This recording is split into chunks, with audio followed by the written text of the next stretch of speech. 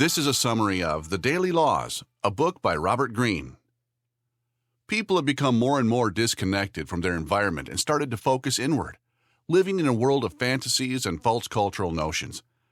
This disconnect often causes individuals to take bad career decisions and live an unsatisfactory life. Best-selling author Robert Greene sets out to reverse this trend and reconnect you with reality and your purpose in life. He offers daily pearls of wisdom, focused, for example, on how to become more powerful, how to persuade or seduce people, how to be more in control, how to be more creative, and how to find your unique purpose. Okay, let's hear takeaway 1. January. Embrace your life's task by reconnecting with your unique purpose. Most people have certain interests or types of activity they were drawn to during their childhood. They spent hours doing those things. Often, the pull towards such curiosities tends to fade as people grow older and follow external voices, such as the opinions of parents or peers, or the desire for money and attention, instead of listening to their innate calling. This disconnect from who you truly are, from your uniqueness, often leads to bad life choices, anxiety, and depression. Embrace your life's task by reconnecting with your vocation and the obsessions you've had since you were born. Once you know your unique purpose, fully and deeply engage in it. Own your weirdness. Let your heroes inspire you, and don't let obstacles stop you from advancing. Move past your limitations by starting with the small things you're good at doing. Then, grow from there. Now for the second takeaway. February. Commit to learning and mastery to add your unique contribution to human culture. When looking at the greatest masters in human history, one key component of achieving mastery stands out: the apprenticeship phase. This training process transforms the mind and character and usually lasts 5 to 10 years. Start your self-directed apprenticeship by doing the following. First, gain practical knowledge, a new skill set, and value learning above everything else, including money, recognition, and status. Learn to recognize great learning opportunities. Second, adopt a childlike feeling of inferiority when you're in a new environment. Be aware that you don't know the field. Remain curious and look to others for learning.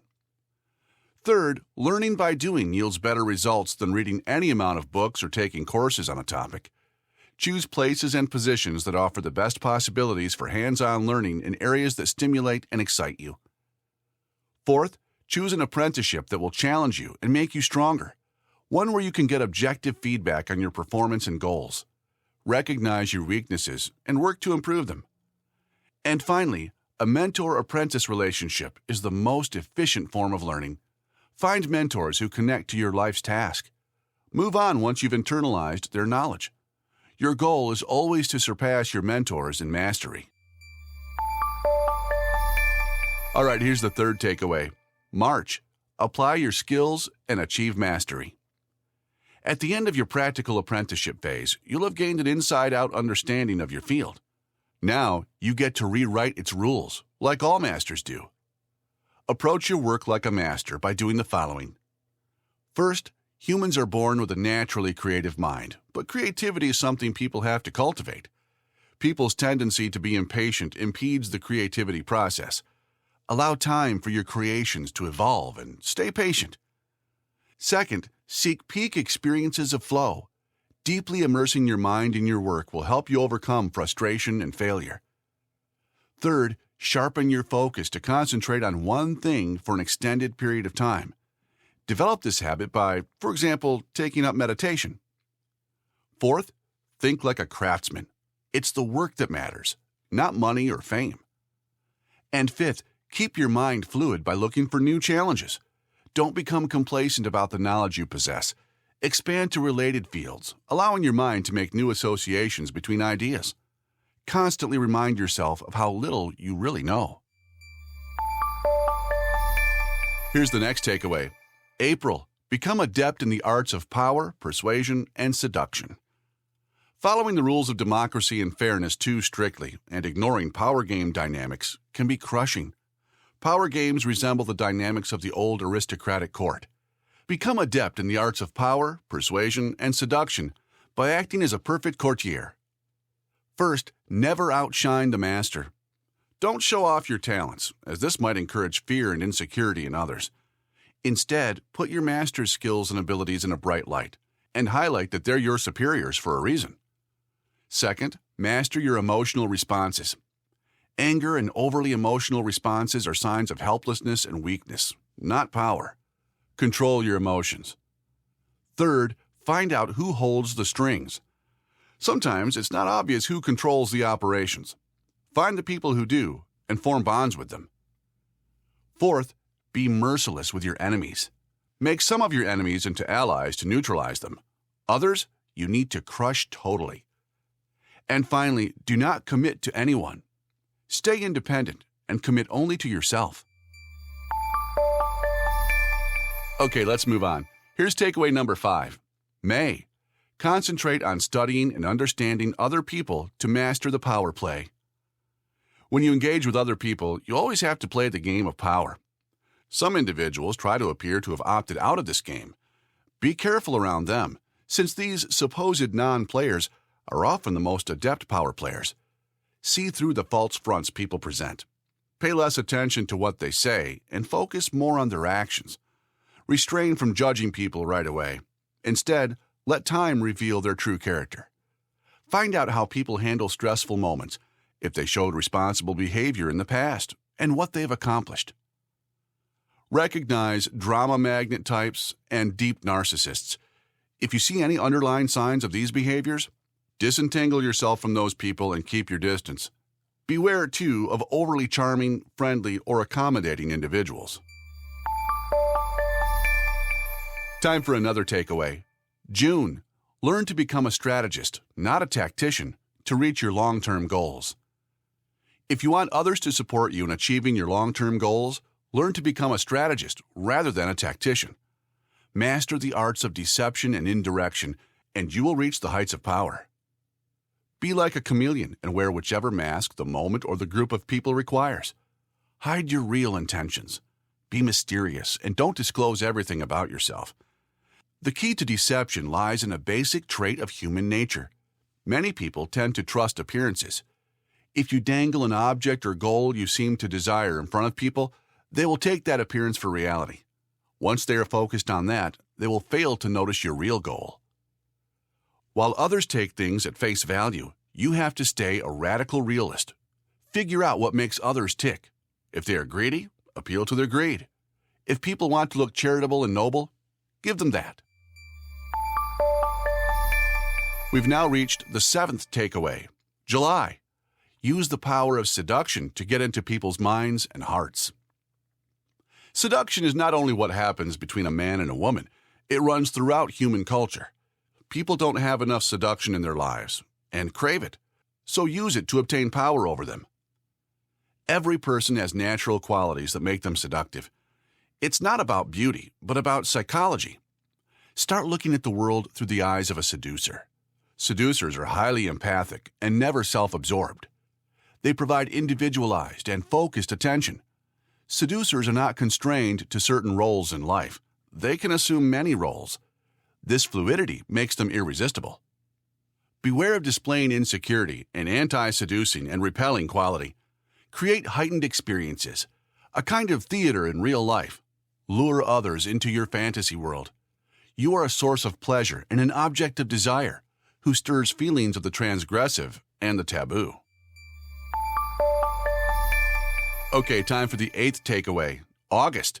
Become a master persuader by reducing people's resistance. You may have the best ideas, but if you can't express them effectively, you won't be able to persuade other people to cooperate with you. The key to persuasion is to make others think that what you want them to do is something they would choose to do themselves. First, don't use words to persuade. Individuals tend to believe they are always right, and words rarely convince anyone. Instead, use people's emotions to channel them in a productive direction. Learn how to channel your own emotions, too. Express what others are afraid to express. Second, employ visuals. They're more visceral and powerful than words. Third, make people physically feel your point. To do so, use the moral effect. Teach others a lesson by giving them a taste of their own medicine. And finally, use humor and a bit of irony, which gives your persuasion a light touch. Here's the next takeaway. September. Become a great strategic warrior by changing how you approach life. Becoming a great strategic warrior requires changing how you approach life. Avoid thinking tactically. Instead, learn to think strategically by elevating your mind and focusing on long-term goals. Retreat to gain perspective. Attack problems from different angles and foresee challenges and dangers that are to come. Put yourself in situations where you have options that increase your power and mobility. It's not about perfectly executing steps A, B, and C. It's about having the ability to choose options A, B, and C, depending on the circumstances. Let's now hear takeaway 10. October. Understand and accept human nature to help yourself manage emotions. Understanding and accepting your human nature helps you manage your emotions. Learn to see things as they are, not as your emotions color them. The world simply exists as it is. Things and events are neither good nor bad. Don't assume that something is right just because of your feelings. Change your circumstances by changing your attitude. Save yourself emotional turmoil by accepting people as facts instead of judging them and wishing they were different. Examine your dark side. You have created a public persona that accentuates your strengths and represses the less socially acceptable traits you naturally expressed as a child. Depression and anxiety come from not being your complete self. Through self-knowledge, you can integrate your dark side into your consciousness productively and creatively. This will help you become more authentic and complete. Takeaway 11 is next. November. Realizing your higher self requires awareness and practice. People are often self-absorbed. They spend most of their time focused on their inner world, fantasies, and wounds. Choose to focus outwardly and become more aware of your surroundings. Assume you misjudge people and hone your listening skills. Absorb yourself in your work, not your ego. Study all parts of yourself thoroughly. Become aware of how and when your emotional self operates, and it will lose its hold on you. Practice patience. If you have a pressing problem, wait for a day and see what happens to your perspective. Go through life with a sense of central idea and purpose. Focus on and prioritize your goals, and cut out activities and people who waste your time. And finally, here's takeaway 12. December. Pursue and embrace the cosmic sublime. Expand your mind to the cosmic sublime. First, face your own mortality and that of others. Most modern cultures tend to deny the presence of death. This habit only serves to feed people's anxieties. The impermanence of human experience and all living things is what gives existence meaning and significance. Second, avoid the false sublime that gives you a temporary sense of expansion and distracts from the banality of daily life. Any kind of stimulants like drugs and alcohol, or video games and pornography. Third, leave the human bubble, or your normal, to periodically encounter the inhuman and the infinite.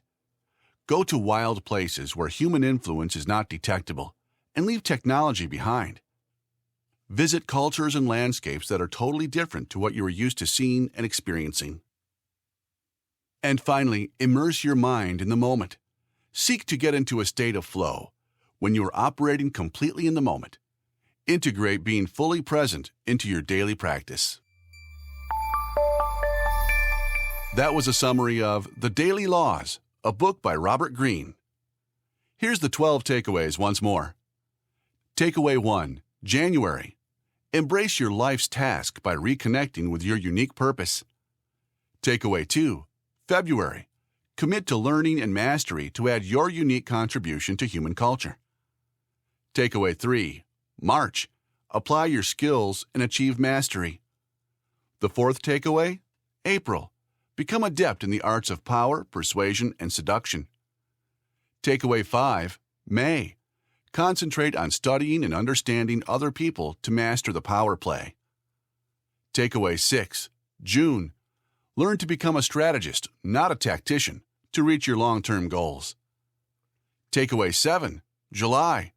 Use the power of seduction to get into people's minds and hearts. The eighth takeaway, August. Become a master persuader by reducing people's resistance. Takeaway 9, September.